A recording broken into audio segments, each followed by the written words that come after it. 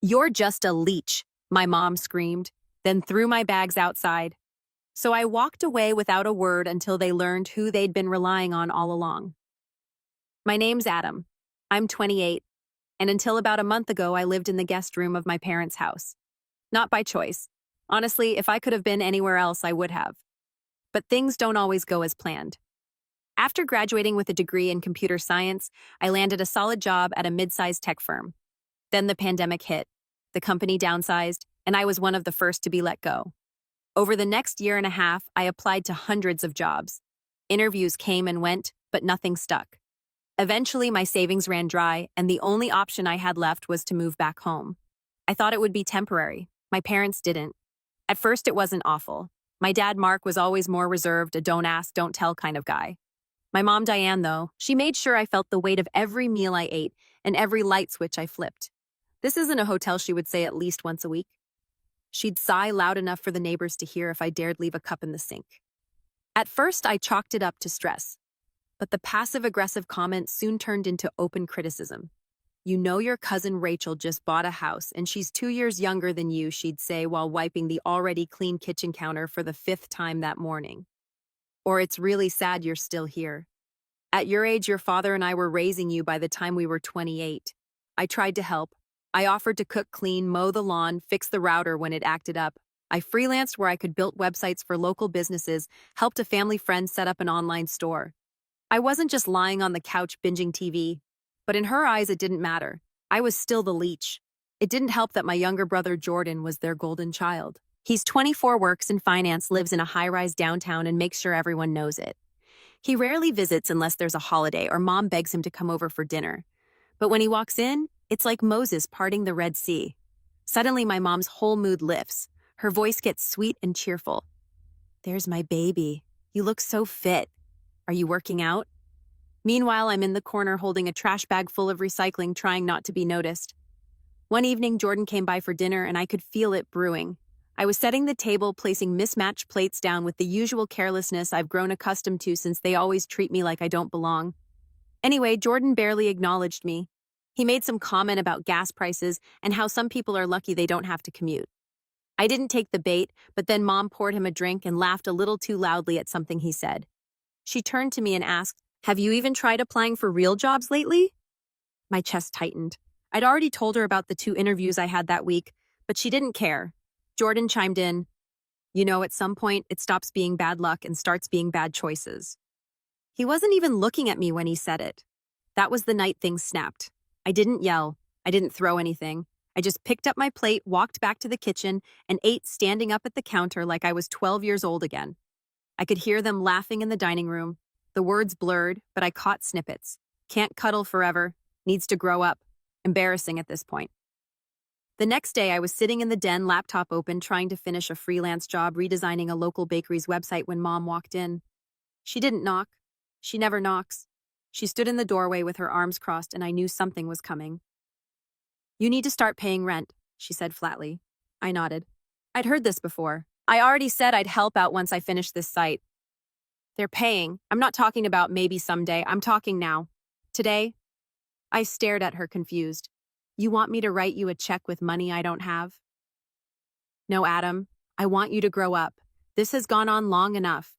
We've done more than our share. You're just a leech living off us." The word slapped me harder than I expected.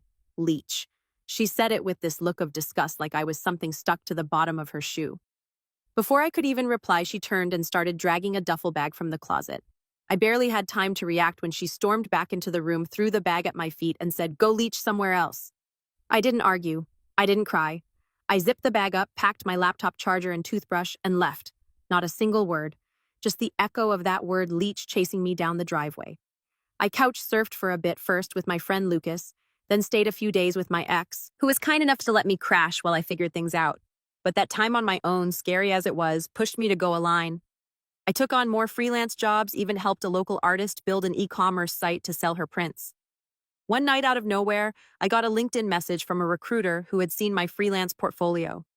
Within a week, I was interviewing for a remote position with a tech startup, and I got the job. It paid decently, not Silicon Valley money, but enough to start reclaiming my life. The best part, it came with full benefits and the option to work from anywhere. So I did something that surprised even me. I used the money I'd been saving from freelancing and got a studio apartment. Tiny, but mine. No one could throw me out of it. No one could call me a burden. About 3 weeks after I moved in, I was finishing up a project when I noticed a call from my dad. I hadn't heard from him since I left. Not even a "how are you?" I let it go to voicemail. Then another call came in. Then a text. "Why did the bank freeze our account?" I blinked. What? Then I remembered something. Something I hadn't thought about in weeks. Back when I was jobless, Dad had asked me to help him switch over their joint banking setup. He was tired of driving to the bank, and since I was good with tech stuff, he asked me to set up their online access, their mobile banking, and crucially link their account with their tax software. I'd walk them through every step. We added my email and number as recovery contacts. I was even a secondary administrator on their joint account, not to spend anything but to troubleshoot if anything went wrong. And know that access was still there. I didn't reply right away. I sat there just staring at the message. I imagined them sitting at the dining room table, my mom pacing my dad, fumbling with the bank app, maybe even calling the helpline, only to be told there was a verification lockout and they'd need secondary contact access to regain control. That's when I typed out a reply, asked the Leech, no emojis, no explanation, just those 3 words. And less than an hour later, everything exploded. I barely had time to make lunch before my phone started buzzing again. This time it was my mom. 3 missed calls in under 5 minutes. Then the text started. Mom texted, "Adam, this isn't funny. Call your father back. We can't pay the credit card bill. Are you really doing this to us after everything we've done for you? Fix this." Now I didn't answer. For the first time in years, I had leverage and I wasn't going to waste it. I wasn't interested in revenge for the sake of being cruel. But I wanted accountability. I wanted them to see the version of me they never bothered to acknowledge. Not the lazy burden they imagined, but the person who held their household together quietly in the background, paying their bills online, updating their antivirus software, reminding them to file taxes on time, troubleshooting their Wi-Fi, even flagging fraudulent charges on their card once before they noticed. But to them, I was just some ungrateful freeloader. That evening, I got a call from a number I didn't recognize. I answered it on instinct. "Adam?" It was my dad trying to sound calm, but I could hear the strain in his voice. "Look, we need to access our bank account. It's locked. And they said you're listed as the secondary admin. I don't know what you did, but I didn't do anything I said evenly. The security system locked it automatically after multiple failed login. Okay, fine, that's fine. Just help us unlock it." There was a pause. I didn't respond. He hesitated. "Please." The word landed awkwardly like a foreign language he hadn't spoken in years. "Sure," I said, "but I'd like to talk about something first." Silence. Like why your wife screamed at me in front of Jordan, called me a leech, and threw my stuff out. Another pause. "Adam, let's not. No, we are going to. You want me to clean up your mess again, then you're going to listen. Not talk, not excuse, just listen." There was a quiet sigh on the other end, but he didn't hang up. I didn't ask to move back. I didn't want to be in that house again. But I did everything I could to help. I cooked, I cleaned, I fixed things, I made money. Not much, but enough to pay for my own food and give you gas money when the car broke down. And for all that, I got treated like a stray dog at your dinner table. "Adam, I'm not done." My voice cracked a little. I felt the years of frustration pushing up from my throat. Everything I'd swallowed back. Every time they dismissed me, she called me a leech. She kicked me out like trash and you just stood there. You let her. He didn't respond. She humiliated me in front of Jordan like I was some pathetic loser. But the truth is, your bank account that's been running smoothly because I've been the one keeping it that way. You didn't even know how to reset your password without me. Okay, he muttered. "You've made your point." No, I haven't. I stood up from my chair and started pacing my small apartment. You two acted like I was some failure who needed to be kicked while I was already down. And now you need me. Another long pause. "Yes," he finally admitted. "We do." The simplicity of those 3 words hit me harder than I expected. Not in a good way, more like a sudden gust of wind that knocks the breath out of you. Because I realized right then they didn't care why I was struggling. They only noticed me when I was useful. Still, I wasn't cruel. I wouldn't let bills go unpaid out of spite, but I also wasn't going to let this slide like I always did. I offered terms. I'd unlock the account, but first I wanted an apology from both of them, a real one in person. And no, not just a mumbled sorry while Dad fidgeted and Mom pretended like none of it had happened. I wanted acknowledgement, and I wanted space. No requests for favors for at least 6 months, no guilt trips, no surprise visits, and I'd be removing myself as an admin on every one of their financial tools forever. You can manage your own banking from now on, I said. Or get Jordan to help. My dad sighed again. She's not going to like this. I didn't like getting thrown out of the house I grew up in. There was a short silence. I'll talk to her. The call ended. I felt my hands trembling. Part anger, part adrenaline, part sadness. I'd never spoken to my dad like that before. Not once, but I didn't feel bad. Not this time. 2 days passed before I heard back. This time it was an email from my mom. Short, awkwardly formal. It started with, I realize I said things I shouldn't have. And ended with, we hope you're doing well. No signature, no love mom, but I got what I asked for. I unlocked the account and removed myself from it immediately after. Then I blocked their number for a week, not to punish them, just to breathe, to think. And then the real fallout started. Because the thing is, when you remove the person doing all the invisible labor, when the leech walks away, suddenly everyone sees just how much they relied on them. I found out what happened next. Not through a phone call, not through a knock at my door, but through my cousin Lily's Instagram story. She had taken a quick boomerang video during Sunday brunch at Grandma's house. Mom sitting stiffly at the far end of the table, wine glass, untouched lips pursed like she'd bitten into a lemon. My dad was beside her, rubbing his temples, looking like a man who had just learned how to use the internet and failed. Meanwhile, Jordan sat across from them, his smug grin replaced by a furrowed brow. That was new, the caption. When the group project loses the only person who knew how to do anything, #family drama. I DM her with a simple, what happened? Her reply came fast. Lo, your mom's been trying to figure out how to log into her online banking for a week. She locked the account again this morning. Jordan came over to fix it and somehow made it worse. Now she's saying, you sabotaged it on purpose. I stared at the screen, genuinely stunned at how fast the blame had boomeranged back to me. But I couldn't even feel angry, just tired. The kind of tired that runs deeper than sleep. Because there it was again.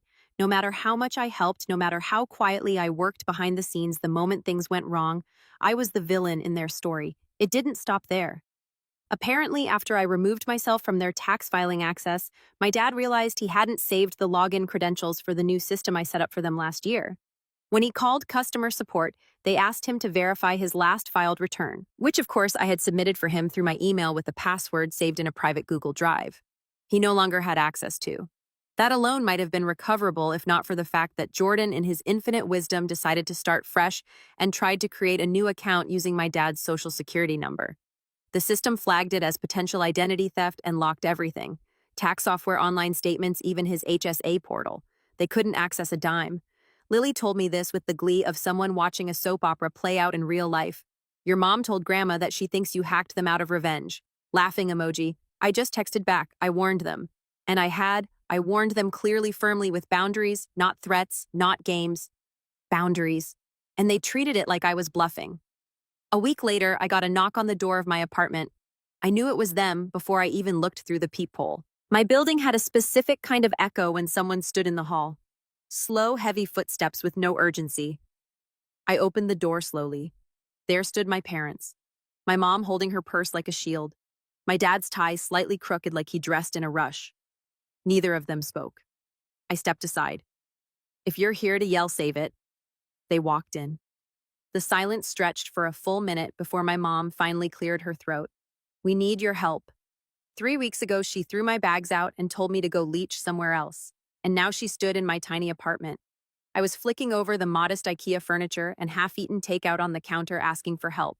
It felt surreal. My dad tried to explain what had happened, but I already knew. Jordan had tried to fix things, failed miserably, and then ghosted them. Probably too embarrassed to admit he didn't know how to fix something that wasn't in Excel. We can't even access our joint savings, my mom said quietly. We missed our mortgage payment. We're being charged late fees. That sounds awful, I replied. You must feel really stuck. She looked up and for once the indignation was gone. Her voice trembled just slightly. I'm sorry, she said. I blinked, not passive-aggressively. Not with caveats, just, I'm sorry, my dad added. We didn't realize how much you were doing. We thought we were being generous letting you stay with us, but we didn't see it. That was the moment the dam broke. Not for them, for me. All the weight I've been carrying, all the silent resentment and hurt and shame, it spilled out. Not in yelling, not in tears, just truth. I told them how it felt to be constantly compared to Jordan, to be treated like a failure even when I was trying so hard just to get by. How their approval always seemed tied to performance, never to effort, and how being kicked out wasn't just humiliating. It made me realize how replaceable I was to them. My mom sat still, absorbing every word like it stung. I didn't know, she whispered. I believe her, sort of. I think she didn't want to know. There's a difference. They asked me to come back to help to get things running again. Said they'd pay me for my time. Said things would be different, but I shook my head. I'll walk you through fixing everything. I'll write up instructions, but I'm not coming back. I have a job. I have a lease. I have peace. They looked surprised, as if this little studio apartment was some kind of rebellion. But for me, it was sanctuary. I grabbed my laptop and sat them down. It took 2 hours to fix everything: resetting access, verifying ID, calling tech support. My mom was silent most of the time. My dad kept muttering, "This is ridiculous," under his breath whenever he had to answer another security question. Once we were done, I closed the laptop and stood up. "I'll send over that instruction doc," I said.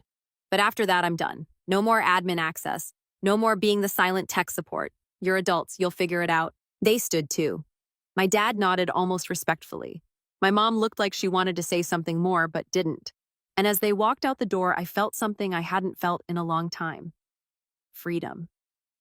I wish I could say that was the end, that they took my boundaries seriously, that they learned their lesson, and we all moved forward with newfound respect. But families, especially mine, don't change overnight. They don't just flip a switch and suddenly become self-aware or humble. What really happened next? That's where the real story begins. 2 weeks after they left my apartment, I started getting odd notifications. Not from my parents. No, they actually left me alone for a while, which surprised me. It was from people around them. My Aunt Cheryl messaged me on Facebook. "Hey, sweetie, heard you moved out on your own. That's so great." Diane said, "You've been distant lately. Just wanted to check in. Everything okay?" And then my cousin Trevor sent me a screenshot of a group chat in which my mom was going off. I think Adam's being manipulated by his new job. He's different, cold, distant. I don't even recognize him anymore. All I did was ask for help, and he acted like I'd betrayed him. And then Jordan, he sent me a long, self-important email. "Hey man, I know there's been tension, but I think you need to take some accountability too. Mom and Dad aren't perfect, but they're still our parents. Maybe instead of blaming them, you could just be more understanding. You had a rough patch, we all do. It doesn't mean the world is out to get you. Let's talk soon. Maybe coffee." I deleted it without replying. See, what none of them understood, what still didn't click, was that this wasn't about one fight or one insult or one bad day. It was years. Years of being the default helper, the one who was so smart with tech stuff but never invited to the adult table. Years of watching my accomplishments get minimized while Jordan's every mediocre win was celebrated like he cured cancer. It was the birthday cards with "maybe next year will be better" written in them, while Jordan got expensive watches and family dinners. It was death by 1,000 tiny cuts. But I didn't want revenge, not the petty, dramatic kind where you ruin someone's credit or hack into their social media. I wanted something far more permanent. Distance, dignity, and the satisfaction of building a life without them at the center of it. That opportunity came sooner than expected. About a month after our last interaction, my company announced they were expanding their remote division and opening a satellite office in Toronto. They offered relocation bonuses to a handful of us, and I jumped on it. A fresh start, a new City Zero family drop-ins. I signed the lease on a small one-bedroom downtown with a skyline view and a corner desk that overlooked the city. It wasn't flashy, but it was mine. Paid for by a job I earned. Not a penny of help from the people who called me a leech. I sent one final email to my parents before I left. Not because I owed them anything, but because I wanted to be clear. Subject update. Hi, Mom and Dad. Just wanted to let you know I'll be relocating to Toronto for work. I won't be available to help with anything moving forward. Tech issues, account access, or otherwise. I've removed myself from everything and ensured you have full control. I hope this new chapter gives us all some peace. Take care, Adam. No response. Not even a thumbs up. And that might have stung before, but not anymore. Toronto was everything I hoped it would be. I joined a local coding meetup, made friends quickly, and started volunteering at a nonprofit that helped older adults learn digital literacy. Every time I sat down with someone's grandmother to teach her how to set up two-factor authentication, I thought, this is what patience looks like. This is what respect feels like. Meanwhile, back home, the cracks kept spreading. I found out from Lily, my unofficial family reporter, that my mom had started trying to get Jordan to take over some of the tasks I used to do. He said he was too busy. That didn't stop her from trying to guilt him. Adam used to handle all this without complaining. She told him once. He snapped back. Then maybe you shouldn't have treated him like garbage. Apparently, their golden boy had limits, too. Then came the kicker. My dad made a mistake on their taxes, a big one. He accidentally input their mortgage interest in the wrong section of the form, and it triggered an audit. Not a scary federal investigation, just enough of a red flag that they had to go back and refile and talk to the IRS about several years of discrepancies. They tried calling the tax software company, but surprised they no longer had access to the recovery email. It was now permanently deactivated because I had closed it after cutting ties. They had to hire an accountant, a real one, who charged $150 an hour and didn't respond to texts at midnight. The real pain wasn't the money, though. It was the control. They gotten used to having someone at their fingertips, someone who would fix things immediately out of guilt or fear or some desperate need for approval. That person no longer existed. I didn't even hear about the audit from them. I found out from who else, Lily? Your mom's been in a bad mood for days. Dad messed up the taxes. She muttered something like, "If the Leech was still around, this wouldn't have happened." LOL, that's when it hit me. Even after everything, she still called me the Leech. Not in front of me, of course, but behind closed doors in the safety of people she thought would agree with her, and that should have hurt. It should have reopened the wound. But it didn't, because by then I had proof. Proof that her version of me wasn't real. I had a job I loved, friends who respected me, a landlord who trusted me, a team that relied on me, a name on a lease, a bank account, a digital life that no one else controlled. And in the quiet of my apartment on a chilly Toronto evening, I sat down at my desk, opened my old Google Drive, and deleted the last shared folder I'd ever created for my parents. It was titled, Banking for Mom and Dad. Do not delete. I deleted it with one click. Then I smiled because leeches don't build lives. People do. And I finally remembered who I'm 30 and haven't seen my family in 5 years until my cousin's wedding, where they tried to belittle me until I revealed the life I built without them. My name's Carter, and I'm 30 years old. I haven't seen most of my family in 5 years, give or take a few ignored text messages and awkward Facebook tags. The last real interaction I had with them was a Thanksgiving dinner, where my older brother Brandon asked if I could hurry up and clear the dishes because the grown-ups were talking. I was 25, had a college degree, held down 2 part-time jobs while freelancing on the side, and yet in his eyes and my parents, I was still the kid who never lived up to his potential.